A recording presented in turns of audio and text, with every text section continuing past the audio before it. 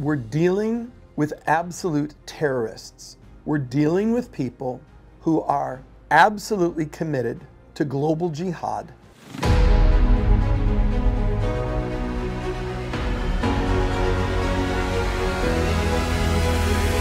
Hi, this is Bishop Robert Stearns, and welcome to the Israel Frontline update. Every week we take a few minutes and we look at some of the key stories that are in the news cycle, and we seek to understand what's happening in the Middle East. We seek to understand it through a human lens. We seek to understand it through, I would say, a lens of human rights based in Western values, based in the belief that every human being is created in the image of God and worthy of dignity and respect. And so how do we navigate this seemingly ceaseless, endless conflict in the Middle East?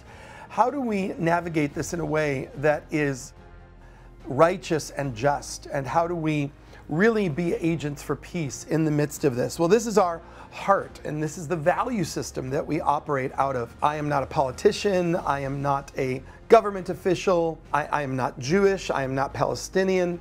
I come to this as an outsider who for 32 years has been in Israel meeting Palestinians, Jews, Christians, Druze, Muslims, interacting with people in the region and reflecting back what I have learned and seen firsthand over these decades. This first story is just one that you're not going to hear, one that you don't hear in the media. Didn't see this anywhere in the mainline press. August 23rd, Hamas goes on an execution spree, killing collaborators in Gaza.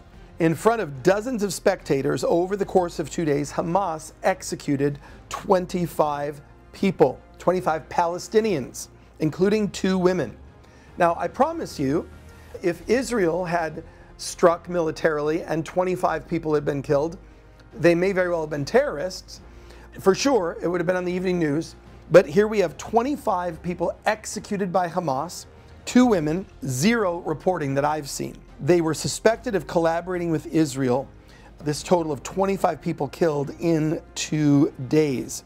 This was the largest number of alleged collaborators killed in a single day by Hamas since 2007, when it seized the Gaza Strip by force.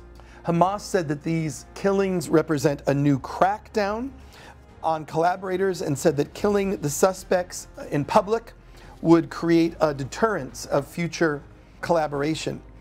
Hamas foreign leaders supported the executions. The people who were executed were convicted in court for cooperating with the Israelis. Judges convicted them and then sentenced them to death. It should have been done within the prison compound, but these executions were carried out in the streets because of the war. So apparently Israel is to blame for the location of the Hamas executions. These extrajudicial killings caused an uproar among international groups. Amnesty International called on Hamas to halt the campaign of summary executions of suspected collaborators. And this is the tragedy. Anyone within the Palestinian population that seeks to bring normalization between the Palestinians and Israel or speaks out against Hamas, this is the kind of death sentence they are writing for themselves. And so what do you want Israel to do? If this is the siege of power that Hamas has, how can you trust their death statistics from the Ministry of Health? How can you trust the propaganda that Hamas puts out when Hamas goes to its own people? Please note, they were not accused of murder. They were not accused of killing. They were simply accused of being collaborators with Israel. I had a conversation not a long time ago with a well-known Palestinian, and I'll leave it at that, a well-known Palestinian. And I began asking him about different phrases and different terms used in these kinds of things. And he said, Bishop, I could never. He said, of course that's what I believe. Of course that's what I want to say. He said, I could never say that. My life would be in danger. Amnesty International's Director of Research and Crisis Response, Anne Fitzgerald, said, this flurry of executions by Hamas is made even more shocking by the fact that the victims were sentenced to death after trials which, if they happened at all, were summary and grossly unfair. Hamas must immediately and totally cease its use of the death penalty. To put people to death following summary and grossly unfair proceedings is cruel and inhumane. Hamas must also remember that the right to a fair trial before a competent court remains in force during times of armed conflict. Just a few days later, Israel's coordinator of government activities in the territories released videos of what it said were Hamas operatives abusing, assaulting, and shooting at Gaza residents.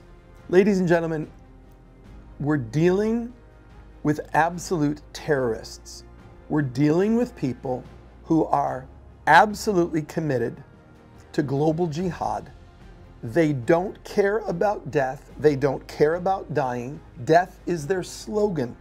Death is their highest aim, to raise up a generation of martyrs.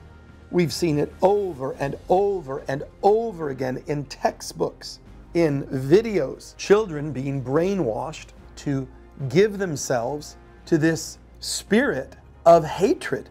Folks, I've said it before, I'll keep saying it. The path to peace does not lie in terrorism. I met an amazing, amazing woman.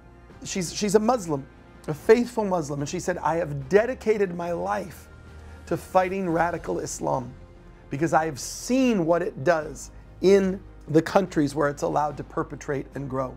And so here's something you will not hear. I've heard nothing about this in the mainstream news reports this week. 25 Palestinians murdered by Hamas. Did you hear about it? Did you see it anywhere? Where are the protests of Hamas killing innocent civilians because they were tired of Hamas leadership? This is the reality of what we're dealing with in this territory. Now, in other unbelievable news, as we see the rampant rise of anti-Semitism, August the 21st, a park manager arrested for anti-Semitism after not allowing children into the park. So the park is apparently accessible to all kids except Jewish kids. Is this the world you want to live in? Is this the world that you think is fair? 150 children, ages 8 to 16, had reservations at the leisure park Porte-Pormeron in France. However, when these 150 Jewish children showed up, the 52-year-old park manager allegedly said that he banned the group on account of his personal convictions. His personal convictions. Can you imagine if in the Western world, a group of 150 black children, Asian children, Latino children, Caucasian children, Muslim children? Can you imagine a state park where 150 Muslim children were banned because the park manager said that, no, I'm not going to let any Muslims in today? There would be such an outcry. But you're probably not going to hear this story anywhere this week except right here. That's why I want you to like and subscribe and share, because our team does the work every single week. They do deep work in getting you notes that are verified, by the way.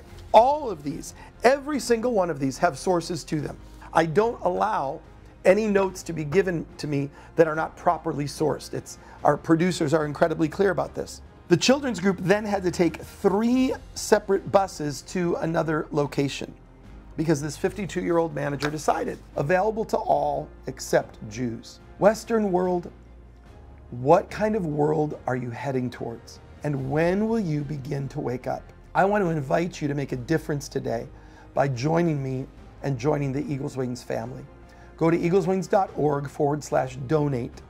We only move forward because a select group of people just like you make a decision to partner with us in the work that we're doing around the world. Every Monday, we bring you the Israel Frontline's update. This is Bishop Robert Stearns. I'll see you next time. Until then, keep working and praying for the peace of Jerusalem.